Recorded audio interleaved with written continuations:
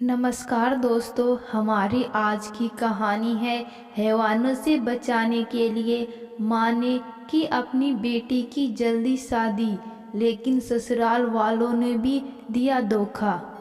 सलोनी बहुत ही सुंदर लड़की है। गांव की भोली भाली कम पढ़ी लिखी लड़की है। सलोनी की माँ लोगों के घरों में झाड़ू पोछा करती है। सलोनी के पिता की मृत्यु तो उसके जन्म लेने से पहले ही हो गई थी। विपरीत परिस्थितियों में भी सलोनी की माँ ने जैसे तैसे सलोनी को 10वीं पास करा ही दी थी। सलोनी बच्ची से युवा होने लगी थी। जब कहीं कोई कली खिली हो तो भौरे भी आसपास मंडराने ही लग जाते हैं। निशा के घर के बाहर लड़कों का आना जाना बढ़ गया था। एक दिन तो एक लड़का सलोनी के घर के बाहर ही डेरा जमाकर बैठ गया था। डर के मारे सलोनी घर से बाहर ही नहीं निकली। शाम को जब माँ वापस आई तो सलोनी माँ के गले लगकर जोर जोर से रोने लगी थी। माँ अगले दिन से सलोनी को अपने साथ काम पर ले जाने लगी थी। सलोनी की माँ जिन लोगों के घरों में काम करती थी उनमें एक जज साहिबा थी। सलोनी की माँ की आप बीती सुनकर उन्होंने सलोनी और उसकी माँ को पुलिस में शिकायत दर्ज करने के लिए कहा। अपने निकट के थाने में जाओ, मैं थानाधिकारी से बात कर लूँगी।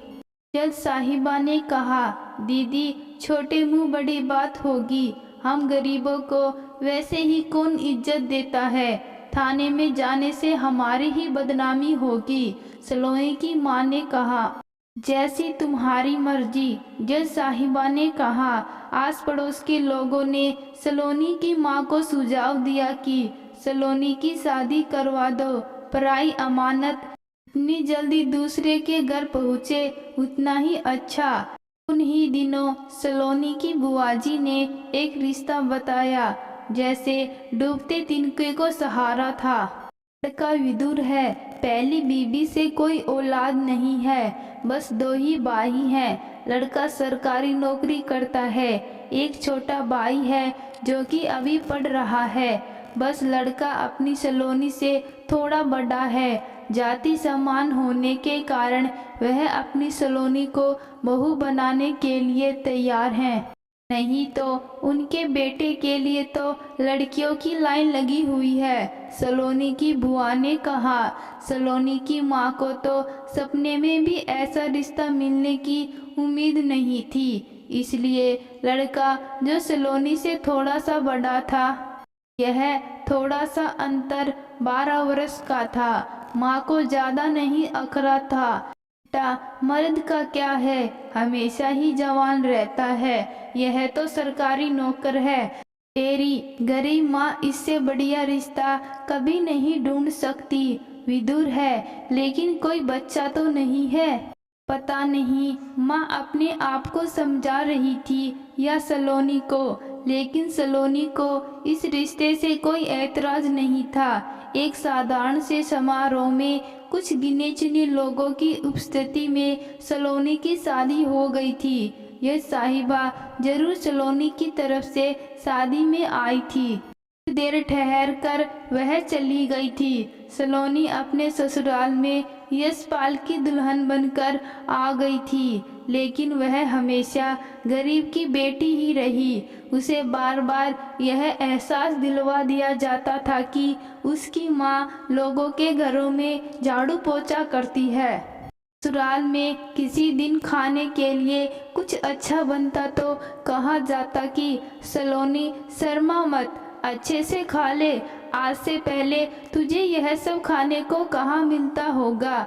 कोई भी नई साड़ी या सूट आता तो कहा जाता कि इसको पसंद आ ही जाएगा।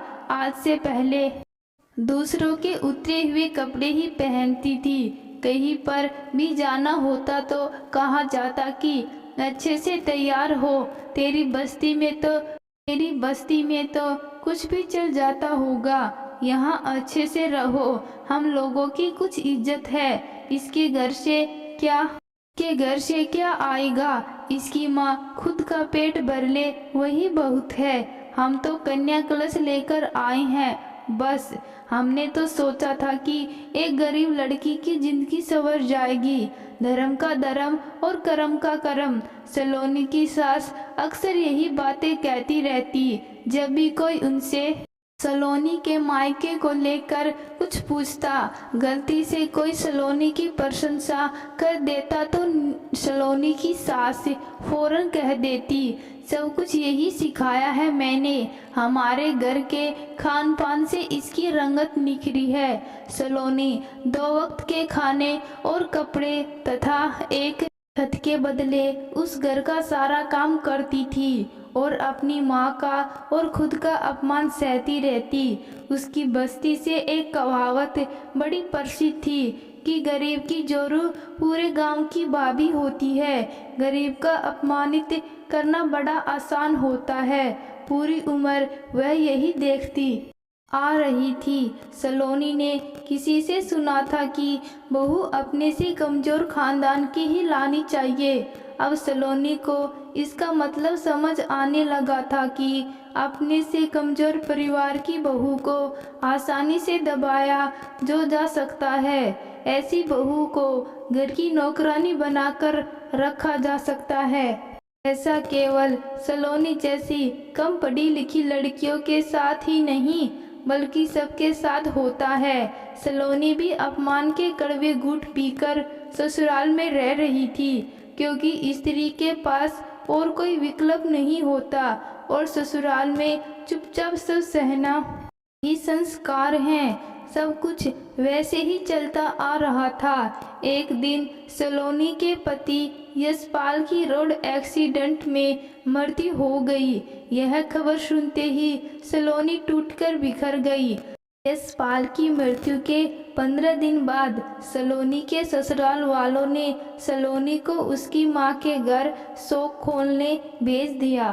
सलोनी को मायके गए हुए पूरा 1 महीना हो गया था, लेकिन ससुराल वालों से कोई बुलावा नहीं आया। उधर मायके में सलोनी एक दिन चक्कर खाकर गिर पड़ी। माँ उसे पास ही सरकारी अस्पताल में दिखाने लेकर गई। वहाँ डॉक्टर ने सलोनी का चेकअप किया और बताया कि सलोनी माँ बनने वाली है।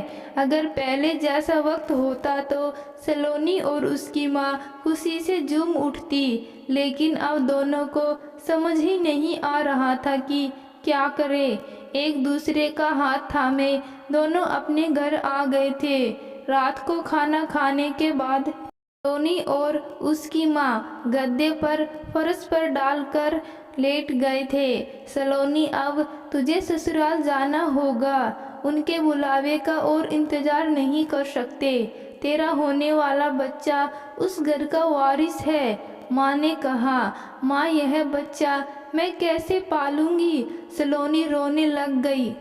रो मत, हर बच्चा अपना भाग्य लेकर आता है। कल ही हम तेरे ससुराल चलेंगे।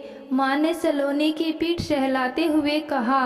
उधर यशपाल ने नॉमिनी चेंज की एप्लीकेशन तो ऑफिस में दे ही दी थी, लेकिन एप्लीकेशन अभी तक प्रोसेस नहीं हुई थी। यशपाल की नॉमिनी उसने सलोनी के नाम से ही भेज रखी थी। यशपाल के घर वालों को यह बात पता चल गई थी, इसलिए उन्होंने सलोनी को उसके मायके भेज दिया था। उन्होंने यशपाल के ऑफिस से डेथ ग्रेजुटी और फैमिली पेंशन के लिए पेपर भी सबमिट कर दिए थे।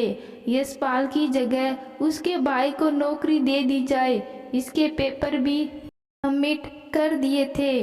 अगले दिन ससुराल वालों के इरादे से बेखबर सलोनी अपनी माँ के साथ अपने ससुराल पहुंची, लेकिन ससुराल वालों ने यह कहकर निकाल दिया कि उनके बेटे की बीबी मर चुकी है। सलोनी की तो कभी उनके बेटे से शादी ही नहीं हुई। सलोनी ने अपने होने वाले बच्चों का वास्ता दिया, लेकिन उन्होंने उस बच्चे को अपना खून मानने से इनकार कर दिया। यह सब सुन जैसे सलोनी के तो पैरों के नीचे जमीन ही खिसक गई हो। लेकिन सलोनी की माँ ने सलोनी को हिम्मत दी और सीधे गिल साहिबा के पास पहुँचे। उन्होंने उन्हें सारी बातें बताई। सलोनी की माँ को डर लग रहा था कि कहीं इतिहास अपने आप को न दोहरा दे। तो दोस्तों, क्या जिल साहिबा सलोनी और उसके बच्चे को उसके ससुराल में हिस्सा दिलवा पाएगी या नहीं, देखते हैं कहानी के अगले भाग में। अगर कहानी अच्छी लगी, कहानी को लाइक शेयर और चैनल को सब्सक्राइब जरूर करना। धन्यवाद।